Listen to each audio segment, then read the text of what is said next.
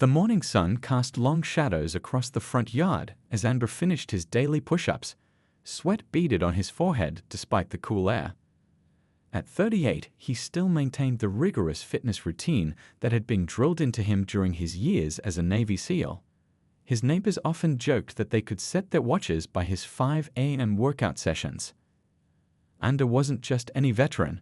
During his 15 years of service, he had risen through the ranks to become one of the most respected members of his elite unit. His broad shoulders carried not only impressive physical strength, but also the weight of medals rarely awarded to men in his position. The Navy Cross hung in a simple frame in his study, not displayed prominently in the living room where visitors might see it, but kept in a private space where he could reflect on the mission that had earned him the nation's second highest military decoration. "Uncle Andrew, you promised to help with my science project today." His nephew's voice called from inside the house, breaking through his thoughts. "Coming, little man," Andrew replied, grabbing a towel to wipe his face. Family had always been important to him, but even more so since leaving active duty 3 years ago. He had missed so many birthdays, graduations, and family gatherings during his deployments. Now he treasured every moment with his sister and her kids. The transition to civilian life hadn't been easy at first. Andrew had seen things, done things that most people couldn't imagine. The nightmares had been bad in the beginning. Sometimes they still came, pulling him back to distant deserts and mountain passes where split-second decisions meant life or death. But he had found ways to cope, healthy ways, unlike some of his buddies who turned to the bottle. His work at the Veterans Center downtown gave him purpose. Twice a week, he counseled former service members struggling with PTSD, housing issues, or the bureaucratic nightmare of VA paperwork. "Just navigating the system is like another combat mission," he often told them with a knowing smile. This shared understanding usually broke the ice, especially with the younger vets who returned home to find a country that couldn't possibly comprehend what they'd experienced. The community center in the rougher part of town was his other passion. Growing up, Andrew had seen too many smart, talented kids make bad choices simply because no one showed them better options. Now he coached basketball, helped with homework, and sometimes just listened. The teenagers trusted him instinctively. They could sense he wasn't some out-of-touch adult trying to score points. He spoke their language, respected their struggles, and pushed them when they needed pushing. "Remember, discipline equals freedom," he'd tell them, borrowing the phrase from another SEAL he'd served with. Some of the kids rolled their eyes, but they showed up anyway, day after day. 3 of his first group were now in college, the first in their families to go. After breakfast with his nephew, Andrew headed down to the garage to tune up his motorcycle. The classic Harley had been his first purchase after retiring. There was something about the open road that cleared his head better than anything else. Next weekend, he and a group of other veterans were planning a ride to visit an old teammate who'd lost both legs in their final mission together. What nobody told you about military service was how it became your identity.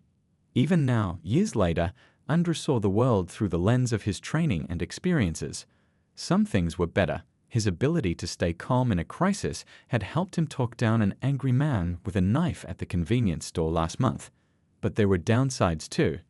Despite everything he'd accomplished, the medals, the community work, the lives he'd saved both in combat and at home, Andrew still caught people crossing the street when they saw him approaching.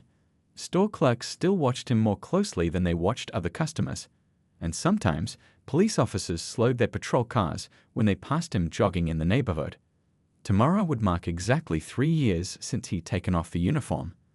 Andrew wondered if there would ever be a day when people really saw him, before they saw his skin color. The following morning dawned clear and cool, perfect for Andrew's 5-mile run.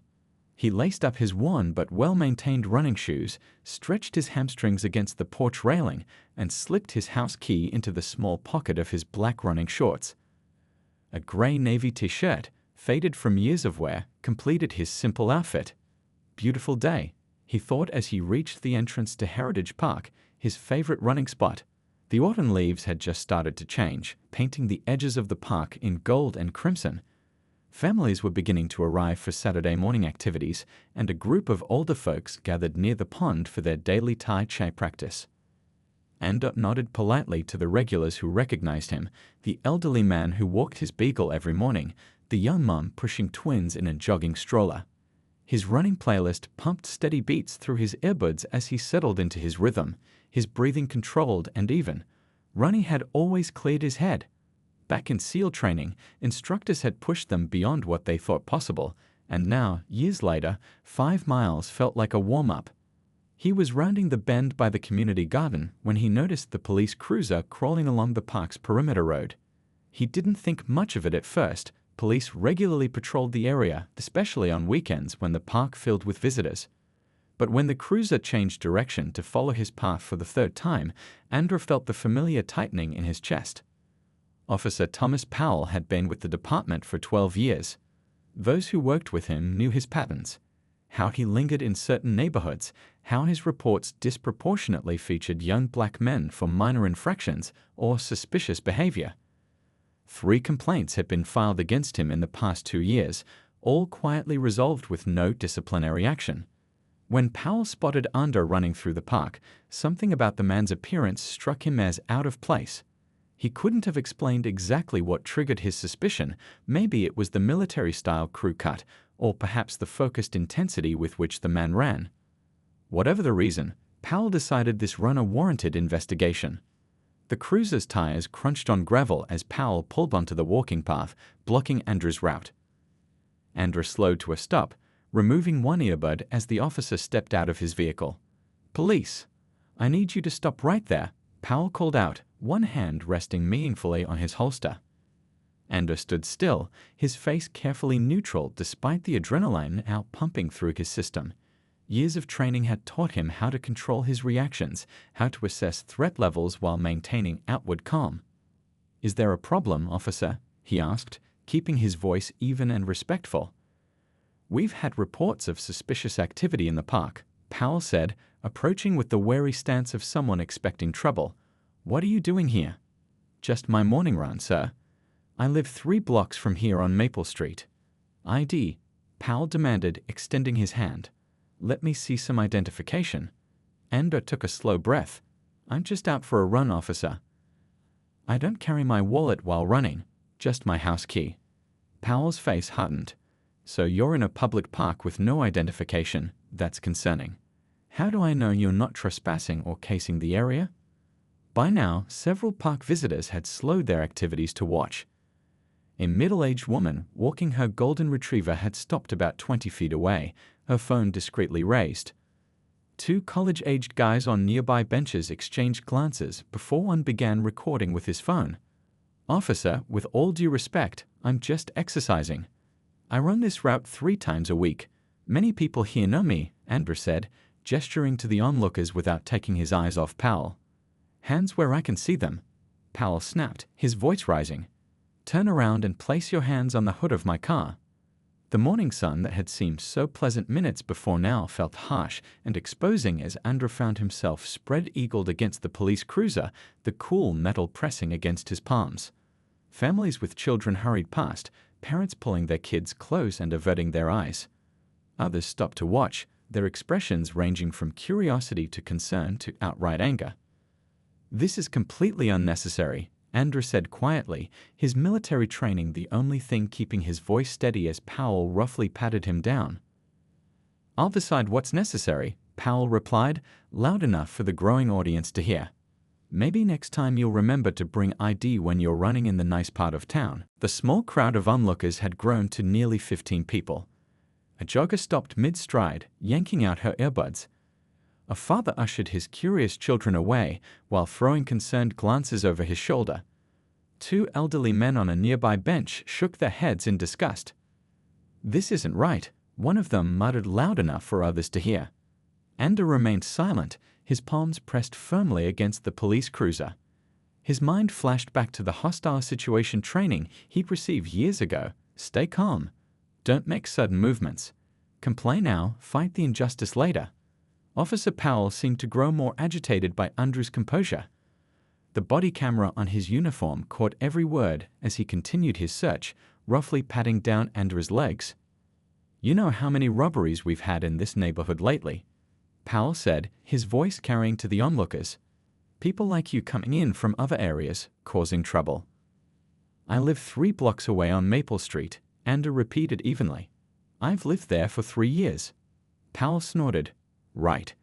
And I suppose you bought that house with your hard-earned money. Andrew felt heat rising in his neck, but kept his face neutral. Yes, sir.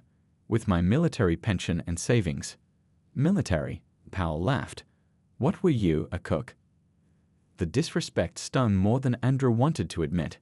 15 years of service, 4 combat deployments, missions he still couldn't talk about, reduced to a dismissive joke by someone who had never set foot in a war zone. Navy SEAL, sir. 15 years of service. The words came out before Andrew could stop them. He normally didn't lead with his military background. It wasn't who he was now, just part of what had shaped him.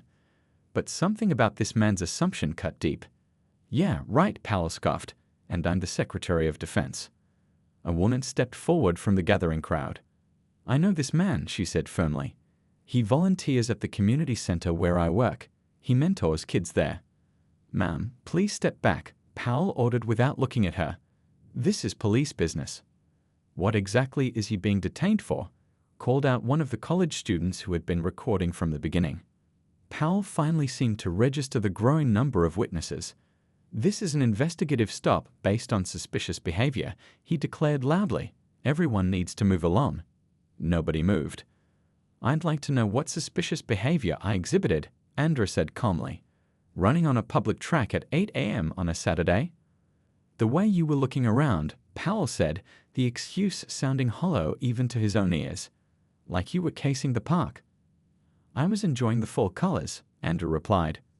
Powell's radio crackled, and he stepped back slightly to respond, keeping one eye on Andrew. The crowd had grown to nearly 20 people now, most with phones raised. Look at his shoes, a woman whispered to her companion. Those are $150 running shoes, not exactly what criminals wear to case a neighborhood. Powell returned to Andrew's side. Put your hands behind your back, he ordered. Am I under arrest? Andrew asked, the first trace of edge entering his voice. You're being detained until we can establish your identity, Powell snapped, reaching for his handcuffs. A woman pushed forward through the crowd. Her press badge swung from her neck as she approached with purpose. Officer, I'm Lisa Chen with Channel 7 News, she said clearly. I'd like to know why this gentleman is being detained. What specific law has he broken? Powell hesitated, realizing the situation was escalating beyond his control. The camera on his chest continued to record every word, every action. This is none of your business, he told the reporter. Step back now. It becomes news when a citizen is detained without cause in a public park, she replied evenly, gesturing to her cameraman who had joined her. We were filming a segment on the park's new botanical garden when we noticed this situation. Andrew remained still, his face a careful mask despite the humiliation of being handcuffed in public. His military training had prepared him for many things: torture resistance, surviving in hostile territory, operating under extreme pressure. But nothing had prepared him for the particular sting of being treated like a criminal in his own neighborhood, in the country he had risked his life to protect. Officer Powell tightened the handcuffs with unnecessary force. We're going to take a ride to the station to sort this out, he said, his voice slightly lower now that he realized he was being recorded professionally. Andrew looked directly at the news camera. I'd like everyone to witness that I've cooperated fully with this officer, despite having committed no crime. By the time they reached the police station, 3 separate videos of Andrew's detention were already circulating online. The station's front desk was fielding calls from concerned citizens, and the police chief had been notified of a potential PR disaster brewing on social media. Officer Powell led Andrew through the station's back entrance, away from prying eyes. Andrew walked with his head high despite the handcuffs, nodding respectfully to other officers they passed. Some looked away uncomfortably. Others stared with open curiosity. Sit here, Powell ordered, pointing to a metal chair beside his desk. He still seemed confident in his actions, typing loudly on his keyboard as he began to file his report. Name, he demanded without looking up. Andrew Washington, Andrew replied calmly. Address, 1423 Maple Street. Powell's fingers paused over the keyboard. That's in Highland Park. Those houses start at $500,000. Ander just looked at him steadily, refusing to justify his address. Occupation? Powell continued, a hint of irritation in his voice. Retired military. Currently a security consultant and volunteer youth mentor. Powell typed the information, then reached for his phone. I need to verify your identity since you conveniently didn't have ID while running through an upscale neighborhood. As Powell entered Andrew's name into the police database, another officer approached his desk. Powell, the chief wants to see you. Now. I'm processing a suspect, Powell replied without looking up. Trust me, this can't wait, the officer said, his voice tense. Powell sighed dramatically and stood up. Don't move, he told Andra, as if the handcuffs weren't enough to keep him in place. The station grew quieter as Powell disappeared into the chief's office. Andra sat silently, aware of the eyes on him. The minutes stretched on. From where he sat, he could see officers gathered around a computer screen, occasionally glancing his way. 20 minutes later, a different officer approached, older, with captain's bars on his uniform. Mr. Washington, I'm Captain Rodriguez, he said, his tone respectful as he unlocked the handcuffs. I want to personally apologize for this situation. There's been a misunderstanding. Ander rubbed his wrists but said nothing. Would you join me in my office? The captain asked, not an order but a genuine request. The captain's office was small but neat. He closed the door behind them and gestured for Andrew to take a seat. Mr. Washington, when Officer Powell ran your information through our system, several things came up that he wasn't expecting. Rodriguez began, his expression serious. Your military record appeared immediately. Navy SEAL Team 6, 15 years of distinguished service, Navy Cross recipient, 4 combat deployments. The captain shuffled through some papers on his desk. You also have security clearance levels that most people in this building couldn't even dream of. And there are sections of your service record that are completely classified. Ander remained silent, letting the captain continue. Our department has also received 17 calls in the last hour about your detention, including calls from 2 city council members, a state senator's office, and the director of the Veterans Center where you volunteer. Rodriguez leaned forward. The reporter who witnessed your detention is outside right now, requesting a statement from the department. And there's a congressman on hold on line 2 who says he served with you in Afghanistan and wants an explanation for how you've been treated. For the first time that day, Andrew allowed himself a small smile. He hadn't reached out to anyone, but his network had mobilized on its own. The brothers and sisters he'd served with had always looked out for each other. What happens now? Andrew asked. The captain sighed heavily. Officer Powell is currently reviewing his body camera footage with the chief and our department's legal counsel. The footage shows clear violations of department policy. And the charges against me? There are no charges, Mr. Washington. You committed no crime. Officer Powell had no probable cause to detain you. Rodriguez looked genuinely troubled. This isn't the first complaint we've received about him, but I promise you it will be taken more seriously than previous ones. The captain stood and extended his hand. You've served this country with honor, Mr. Washington. You deserve better than what happened today. I hope you'll accept my personal apology, though I understand if that's not enough. Ander stood and shook the captain's hand firmly. What I want isn't an apology, Captain. What I want is change. Outside the police station, a small crowd had gathered. The morning sun had given way to afternoon heat, but people remained, some holding hastily made signs reading "Justice for Joggers" and "End Racial Profiling." The news van from Channel 7 was parked prominently near the entrance, the reporter Lisa Chen checking her makeup in a compact mirror as her cameraman adjusted his equipment. When Andrew emerged from the building, a cheer went up from the crowd. He paused, momentarily surprised by the support. He spotted Mrs. Reynolds, his elderly neighbor who always saved his newspaper when he was away. The teenagers from his mentoring program clustered together, phones raised to capture the moment. His brother-in-law stood at the edge of the group, arms crossed, a silent pillar of family support. Andra. Lisa Chen hurried over, microphone extended. Can you tell us what happened in there? Are you pressing charges against Officer Powell? The crowd quieted, waiting for his response. The cameras focused on his face. This was the moment when many would have expressed justifiable anger, called for the officer's badge, demanded reparations. Ander took a deep breath, centering himself the way he'd learned to do before difficult missions. Today, I experienced something that too many people in our community face regularly, he began, his voice steady and clear. I was detained without cause while doing something as simple as taking a morning run. What happened to me wasn't unique or special. The only difference is that my military background eventually forced recognition of the injustice. He paused, looking directly into the camera. I could stand here and demand Officer Powell's termination. I could file a lawsuit against the department. Those would be understandable reactions. The crowd murmured in agreement. But I've spent my life finding solutions, not just identifying problems, Andrew continued. Tomorrow morning at 9 a.m., I'll be meeting with the police chief, Captain Rodriguez, and Officer Powell himself. I've requested that community leaders join us. What we need isn't revenge but reform, not just punishing one officer but changing the system that allows these incidents to happen. Lisa looked surprised. You're willing to sit down with the officer who profiled and humiliated you? Ando nodded. During my time as a Navy SEAL, I learned that real change doesn't come from avoiding difficult conversations. It comes from having them, even when, especially when, they're uncomfortable. What about your rights? Someone called from the crowd. He violated your Fourth Amendment rights. Yes, he did, Andrew acknowledged. And I'll be working with the civil rights attorney to address that. But firing one officer won't fix a broken system. I want lasting change, not just a moment of satisfaction. Lisa pushed her microphone closer. Some would say you're being too forgiving.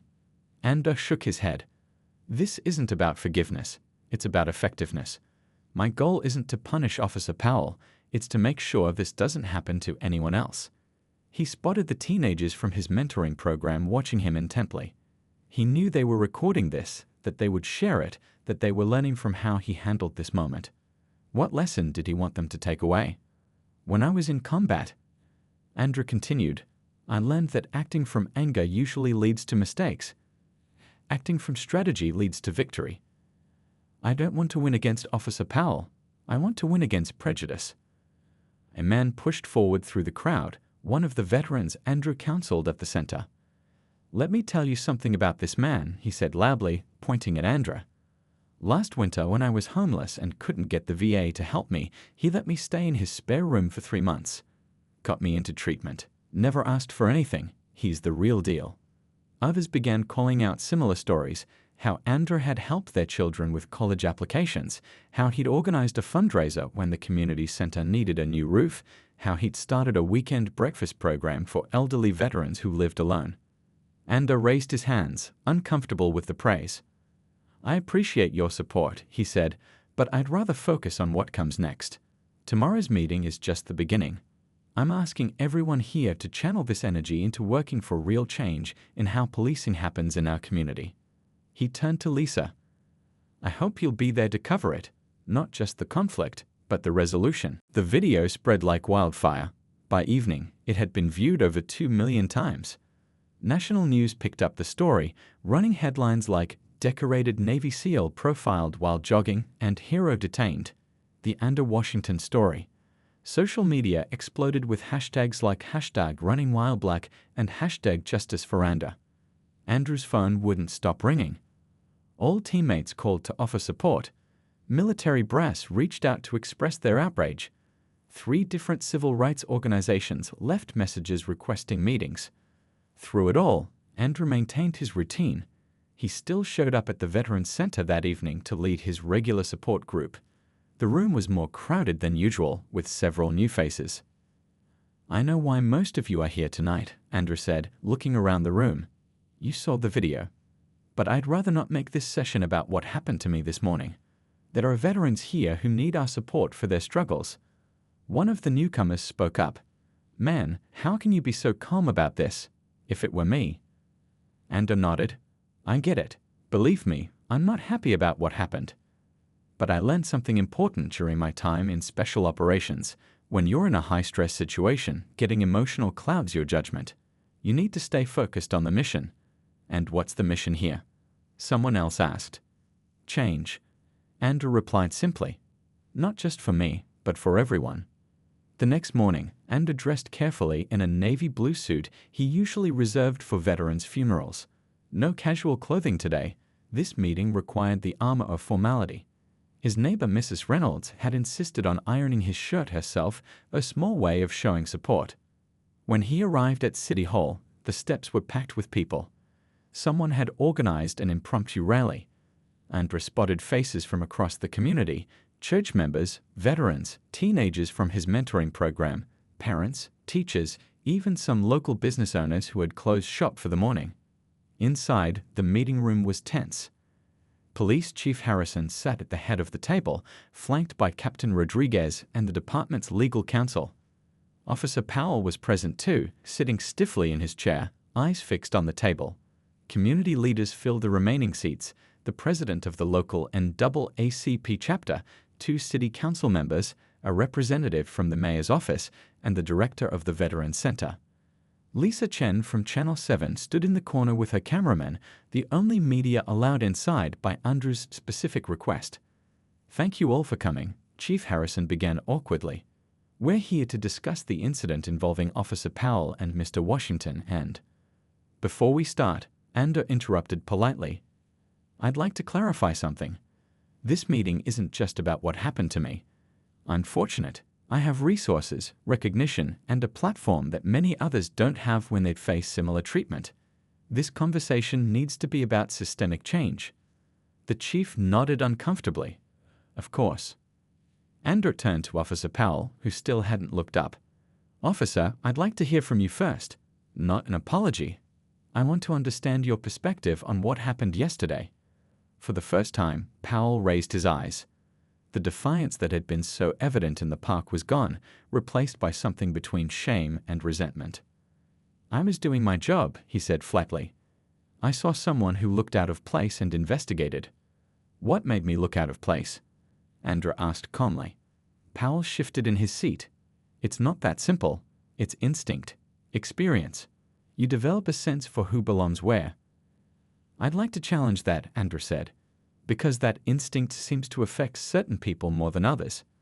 The NAACP president nodded. "Our organization has received 43 complaints about racial profiling in this department over the past year." Andrew placed a folder on the table. "I've prepared some suggestions. First, a complete review of all stop and identify incidents in this department over the last 3 years, broken down by race, reason for stop, and outcome. Second, mandatory body cameras with penalties for officers who fail to activate them. Third, community oversight of officer training, particularly regarding racial bias." He looked around the table. "But most importantly, I'm volunteering to help develop and implement new training programs. Not as an adversary, but as a partner. My military experience taught me about high-stress decision-making, threat assessment, and de-escalation techniques. Those skills are directly relevant to policing." The police chief looked surprised. "You're offering to work with us? After what happened?" "This isn't about revenge," Andrew replied. "It's about making sure what happened to me doesn't happen to anyone else. The crowd outside doesn't just want Officer Powell punished. They want the system fixed. I'm offering a path forward that addresses both the symptom and the disease." 6 months later, the community center gymnasium was packed to capacity. Folding chairs filled the basketball court, with people standing 3 deep along the walls. At the front of the room, Andrew stood beside Chief Harrison and Officer Powell, now dressed in civilian clothes. "Thank you all for coming tonight," Andrew began, his deep voice carrying easily through the crowded space. 6 months ago, an incident in Heritage Park brought us together in anger and frustration. Tonight, I want to show you what we've accomplished since then." He gestured to a large screen behind him, which displayed statistics comparing police stops before and after the new training programs. "Unnecessary detentions are down 62%, Andrew explained. Use of force incidents have decreased by 48%, and most importantly, community trust in our police department has improved significantly according to independent surveys." The audience applauded, though some faces remained skeptical. "Now, I'd like to introduce someone many of you know," Andrew continued. "Officer James Powell." A murmur ran through the crowd. Some people shifted uncomfortably in their seats. parents pulled their children closer, as if by instinct. Powell stepped forward, visibly nervous. The confident, aggressive officer from that morning in the park was gone.